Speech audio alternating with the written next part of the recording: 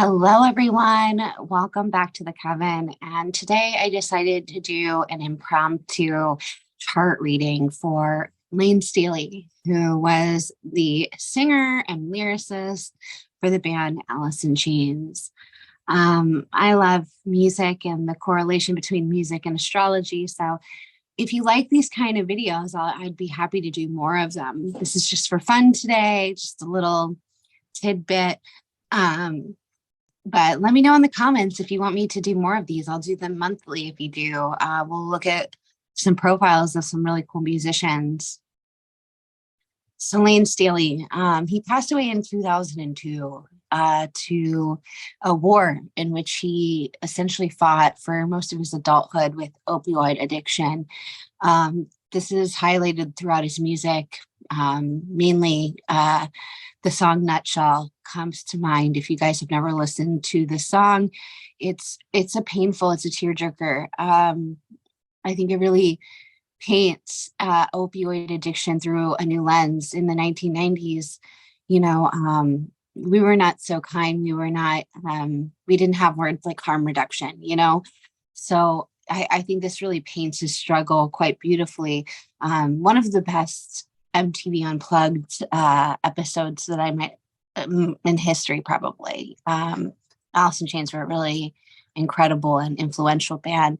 I think, of course, grunge is, just something to sell records, right? It's a word to sell records for rock music. It's punk rock and metal infused oftentimes. And Alice in Chains really, they were a huge influence on that genre, that style of music. And Layne Staley really was a huge pioneer. So I want to talk a little bit about the life of Layne Staley first, if you guys don't mind. If you're more familiar, you might want to fast forward this, or maybe you'll enjoy this as well. But let's talk a little bit about who he was, and then we can see some of the signifiers through his astrological chart. Now, I have to say that we do not have his rising sign, unfortunately, so we only can work with the information that we do have, but we'll work with that. So Layne Thomas Staley was an American singer and songwriter who was the original lead vocalist of Alice in Chains, which rose to international fame during the early 1990s as part of Seattle's grunge movement. He was known for his distinctive vocal style as well as his harmonizing with guitarist and vocalist Jerry Cantrell. Staley was also a member of the glam metal bands Sleaze and Alice in Chains and the supergroups Mad Season and Class of 99. Mad Season was incredible. If you've never listened to them, I really recommend it. Man on the Box was the second single from Alice in Chains' debut album Facelift and garnered Staley critical recognition for his vocal styling. Alice in Chains EP, A Jar of Flies, debuted #1 on the Billboard 200, making it Alice in Chains' first record and first ever EP to top the chart. However, Staley's deteriorating condition due to heroin abuse led him to enter a rehab. He began to work on a side project with several Seattle musicians, Mike McCready of Pearl Jam of note, Barrett Martin of Screaming Trees, John Baker Saunders of the Walkabouts, and that became, of course, Mad Season, while Alice in Chains went into a bit of a hiatus. So during Alice in Chains' hiatus, reports of Staley's drug addiction began to gain widespread circulation in fan and media communities, in part due to the changes in his physical condition brought upon by prolonged heroin abuse. On April 10th, 1996, the band returned with a performance on MTV Unplugged in New York. It was Alice in Chains' first concert in 2.5 years. From mid-1996 onwards, Staley was out of the public spotlight, never to perform live again. Staley struggled with addiction for most of his adult life and later died from a speedball overdose on April 5th, 2002, at the age of 34. He was ranked number 27 on Hit Parader's list of heavy metal's all-time top 100 vocalists in 2006. And number 42 on Complex Magazine's list of the best lead singers of all time. Seattle declared August 22nd, 2019 as Layne Staley Day, and he earned 6 Grammy Award nominations as a member of Alice in Chains. So let's go to the early life. Staley was born on August 22nd, 1967 at Overlake Hospital in Bellevue, Washington, same year as Kurt Cobain. His parents are Philip Belair Staley and Nancy Elizabeth Staley. Staley disliked his middle school name Rutherford, and he would get angry every time someone called him by this name. He legally changed his name to Thomas during his teens because he was a fan of Motley Crue drummer Tommy Lee. Staley joined a rhythm band in Bellevue when he was 2 or 3 years old, and he was the youngest in the group. And at 9 years old, he wrote in his Dr. Seuss book, All About Me, that he wanted to be a singer. It's funny, I actually had the exact same book as a kid, and I wrote the exact same thing. So cute. Staley was 7 years old when his parents divorced, after which he was raised by his mother and stepfather. He took his stepfather's surname while he enrolled in Meadowdale High School in Linwood, and he was known as Layne Elmer. Staley was raised as a Christian Scientist, but was critical of religion in his adult life, stating in a 1991 interview, "I have a fascination with how brainwashed people get with religion, and will give up their money and their time and their whole life for a cause that they're sure is right, but I'm sure is wrong." I think there's a lot of people who are scared of life and living, and they want to make sure that they get to heaven or whatever. I try to stay away from it as much as I can. I was raised in the church until I was about 16. I have disagreed with their beliefs for as long as I can remember. So when I had the choice, I chose not to believe anything apart from myself. Powerful. Staley also stated in a 1999 interview that the strong Get Born Again is about religious hypocrisy. I'm sorry, there's some sirens going on in the background. He approached music through his parents' collection, listening to Black Sabbath, regarded by him as his first influence, and Deep Purple. Other favorite bands include hard rock and metal bands like The Stooges, Anthrax, Judas Priest, Rainbow, Merciful Fate, Twisted Sister, Van Halen, and Ministry. Skinny Puppy as well. He cited Prince and David Bowie as two of his biggest idols. Staley began playing drums at 12. He played in several glam bands in his early teens, but by this point, Staley had aspirations of becoming a singer. In 1984, Staley joined a group of Shorewood High students called Sleaze, which also featured future members of the Dehumanizers and Second Coming. In 1985, Staley and his band Sleaze made a cameo in Father Rock, a low-budget movie from Seattle's public access channel. And in 1986, Sleaze morphed into Alice in Chains, a band in which Staley said dressed in drag and played speed metal. A new band performed around the Seattle area playing Slayer and Armored Saint covers. Staley met guitarist Jerry Cantrell at a party in Seattle when they both worked at the Music Bank rehearsal studios in 1987. A few months before that, Cantrell had watched Staley performing in his then band Alice in Chains in his hometown in the Little Tacoma Theater and was impressed by his voice. Cantrell was homeless after being kicked out of his family's house, so Staley invited Cantrell to live with him at the Music Bank. The two became fast friends and lived as roommates for over a year in the dilapidated rehearsal space that they shared. Alice in Chains soon disbanded, and Staley joined a funk band, which at this time also required a guitarist. So he asked Cantrell to join as the side man. Cantrell agreed on the condition that Staley join his band, which at the time did not have a name and included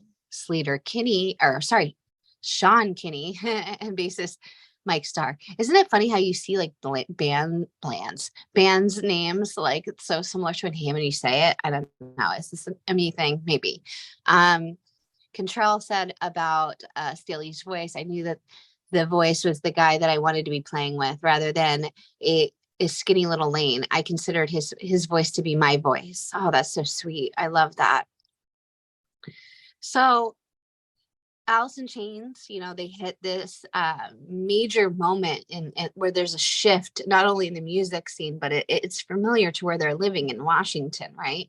So this huge epic movement happens where all this underground music becomes the mainstream. It makes rise to their music. They end up being a small cameo in Cameron Crowe's 1992 film Singles is something that definitely happened around that time too, that kind of served as the catalyst for their fame. I want to talk a little bit about his chart now, if you don't mind. So I'm going to put that onto the screen for you guys. Let's see. Layne Staley's chart right here. You should see in a second. There we go. And so there are so many beautiful things that are happening in this chart. First and foremost, we see a Leo sun, someone who is here to really show the world his own creativity. It's also in a conjunction to Mercury, the planet of our speech and communication and how we see the world, how we compare and contrast information, also in the sign, of course, of Leo. We call this a cazimi. When planets are in cazimi, Mercury being in cazimi to the sun, it is said to be lit up by the sun. So we do see a lot of singers, really precise thinkers, people who are very they become very known for the way that they think and the way that they speak, right? And so that's why you'll see a lot of singers here. And I always say that they become kind of a walking archetype for whatever sign that they're in. So for example, Beyonce has a cazimi. It's in Libra. So she's known for, this refinement, this beauty, this balanced kind of voice, working in harmony to other people, right? All these keywords. Billy Joe Armstrong, he has a cazimi in Aquarius. What does he do? He's a very political, rebellious punk singer. And on the opposite end of the spectrum, actually on an almost exact degree-based opposition, we see Layne Staley, who gives voice to, these Leo themes, creativity, the inner child, the inner teenager, And so this is also, in a conjunction to Jupiter. So his ability to really spread that universally is pretty huge here as well. He got to travel the world singing, sharing his message. He also spoke a lot about Jupiterian themes, like we said. Religion is something that he had a lot of issue with, and that certainly made its way into his lyrics. So I think that that's also just an interesting way that we can see Jupiter kind of having a relationship with the chart as well in Leo. Now, because we don't have his birth time, we don't actually know his moon sign, which is interesting because the moon can be about 5 to 6 degrees in a given day. So there's, a chance that he had an Aries moon. There's a chance that he had a Pisces moon as well. You can let me know in the comments what you think that he had. I think he had a Pisces moon. I think the connection to Cobain, the degree based connection would definitely be very relevant here too. Also, I just want to say that I see a lot of punk singers or people who are involved in punk at around the 28, 27 degree mark of Leo. And I can't tell you necessarily why that might be, but it's just something I see. Thin Lizzy's singer, Phil Lynott, he obviously has this degree, Joe Strummer, Dimebag Darrell. There's a lot of real amazing greats that have their sun around this degree. And so I just think that that's pretty interesting. Mars square Jupiter. Mars is how we move and operate. It's the verb in our chart. Squares can indicate a challenge. So Jupiter, I want what I want and I want it now, right? So that's really interesting to me as well. The sun is trying the North Node. So his identity as an artist is supported by his North Node, his soul purpose, which, is to gather the resources in Taurus, right? And to develop an artistic habit, or an artistic path in life, not habit, way of life as well. We also see Mars conjunct Neptune in his chart. People who have Mars conjunct Neptune, they feel this need to escape, right? And of course, his addictions definitely were part of that story. But I also think it's interesting that Layne Staley was also very much noted as a video game nut. He loved video games. And so he could get lost in his home playing video games for like hours. Mercury trine the North Node. So this Mercury that's in the sign of, in his case, it's in the sign of Leo, again, in a Cazimi. It's also trine the North Node, giving rise to his voice being part of his purpose. Now, there is this generational conjunction that happens with people who are born in the 60s between Uranus and Pluto. And in 1965, this is when this conjunction was exact. And this is when Dylan essentially went electric. He went from the folk world and he turned electric. And I think that that's really interesting because this was a pretty defining time of rock and roll, right? Turning into this new direction, changing the culture, things that are, extraordinarily both Uranian and Plutonic. They cause change in the generation through force, which is Pluto, right? And the underground. And so people who have this conjunction natally, they were born during this time. This is going to be with them their whole lives. So you see a lot of great people in the music industry with this conjunction prominent in their charts: Trent Reznor, Kurt Cobain, and of course, Layne Staley. But if you are born anytime between 1965 and about 1968, let's say, you're going to have this conjunction in your chart pretty tightly. It's going to be a prominent part of your chart. Mercury square Neptune is something else that's going on in his chart that is really interesting. Mercury, of course, how we think, squares. He struggled with that escapism, that need to escape throughout his life, which he writes about, he details throughout his music. Again, if you're not familiar with Layne Staley's music, just read it. It's beautiful poetry, honest poetry. The song Nutshell, I think, really becomes this highlight of this square. I think that the lyrics are this square. So I'm just going to read them. We chase misprinted lies. We face the path of time. And yet I fight, this battle all alone. No one to cry to, no place to call home. My gift of self is raped. My privacy is raked. And yet I find, repeating in my head, if I can't be on my own, I'd feel better dead. It's interesting because, also I just think about this Cazimi going on in his chart, this sign of Leo. It's meant to be of oneness, of selfishness. And this seems to be like what he is fighting for. Mars is, of course, the fight in our chart, right? And it being conjunct Neptune, this planet of escapism, right? This is literally what he's talking about. He fights this battle all alone, right? Just makes me kind of devastated, It's just so clearly painted in this chart. So people who have Mars conjunct Neptune, they can be beautiful, imaginative artists, but they can really struggle with that need, that desire to escape these realms. Ironically, a lot of people say the solution is in God and finding God when you're in addiction and finding something bigger than yourself. So it's such a shame that he had to go through such a horrid religious brainwashing that, maybe even was part, I'm just projecting here, but maybe even a part of him not entering those rooms to get that help. I think that that's a big barrier to entry for a lot of people with AA and programs like that is, that feeling of not, wanting to let go and let God.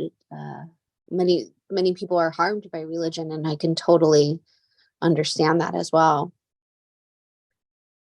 Layne Staley has this very famous quote: drugs are not the way to the light. They won't lead to a fairy tale. They lead to suffering, which I think is very Mars Neptune as well.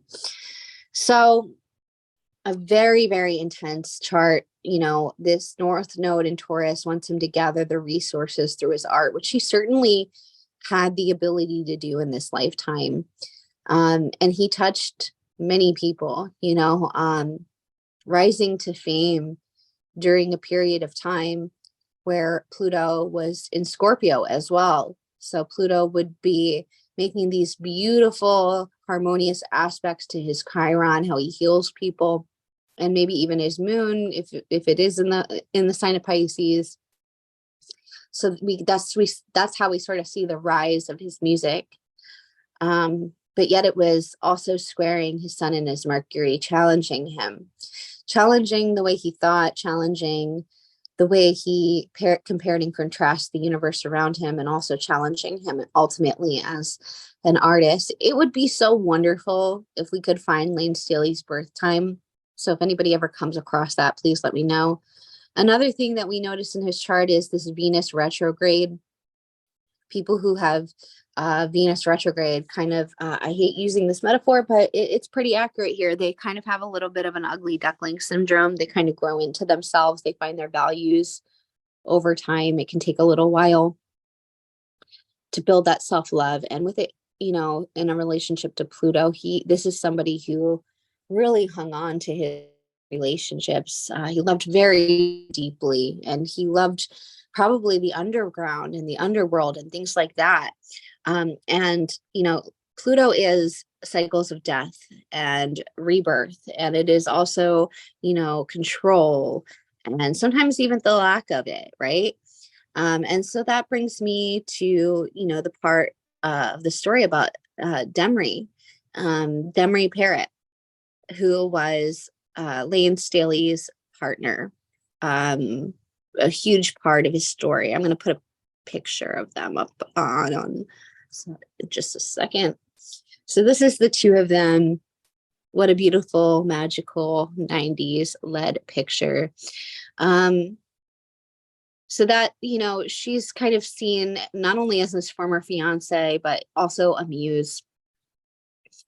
You know, a lot of people in the Alice in Chains community have painted a picture of her that is not so pleasant, but I think the people that really knew her just knew what a wonderful person she was. But they were both addicts, and she unfortunately succumbed to her own addiction issues, and it affected Layne Staley largely, as it would, you know what I mean? Like, and when that happened, I think it was really hard for him to let go. I think he maybe even felt like he lost a piece of his own self.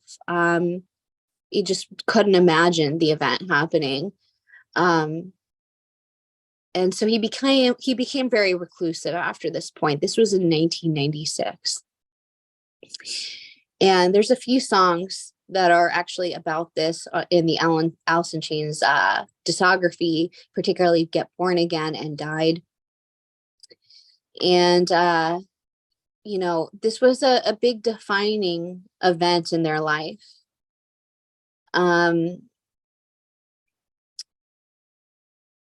Yeah, so I'm trying to see if we can find her information online right now to see if we can pull her chart. Okay, so we do not see that. I see it's just coming up as Layne Staley. So I'm sorry we don't have that today. If anyone gets that to me, maybe that's something I can look at later, or post in the notes here. But yeah, Layne Staley, you know, this very devastating loss really speaks to this Venus-Pluto conjunction as well. Learning, unfortunately, through cycles of death and rebirth. He also has possibly a moon conjunction to Uranus, which I think really explains that upbringing of growing up in a pretty chaotic religious environment, maybe even a mom that's a little bit detached from him in some way as well. And we can see that unusual upbringings usually highlight that conjunction. Or I'm sorry, it's an opposition. The opposition would also indicate not a conjunction. I'm so sorry, guys. But yeah, really intense chart. South node, I'm thinking coming from the underground, rising that into a place that gives you resources. Taurus, he certainly lived his dream. I also always think about people who have Venus retrograde natally, like maybe perhaps in some ways they've known their partners in past lives too. So my hope is that if it's meant to be, that they will find each other again. What a sad story. I'm a little bummed right now. This one was not too positive today, but rest in peace, champ. Your music is beautiful and remarkable. And I'm sure, ironically, it saved a lot of people's lives themselves. Are you a Layne Staley fan? Are you an Alice in Chains fan? Tell me down below. I would love to hear your thoughts on this chart, or, just any thoughts on Layne Staley just in general. Rest in peace. You are certainly missed by many.